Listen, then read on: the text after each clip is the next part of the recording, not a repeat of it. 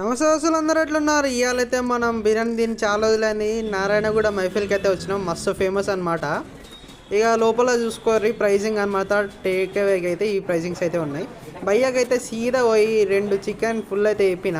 భయ్య అయితే మన రిసిప్ట్ ఇచ్చిండు. ఇక పార్సల్ కౌంటర్కి రిసిప్ట్ ఇవ్వగానే మన చేతిలో బిర్యానీ అయితే పెట్టిండు. గర్రం అయితే ఉన్నది. ఇక సీదా ఇంటికి వచ్చి అయితే పార్సల్ ఓపెన్ చేస్తే రైతా అండ్ సాలాన్ అయితే ఇచ్చిండు. ఇక మనం బిర్యానీ ప్యాకెట్ అయితే ఇది తీసేద్దాం.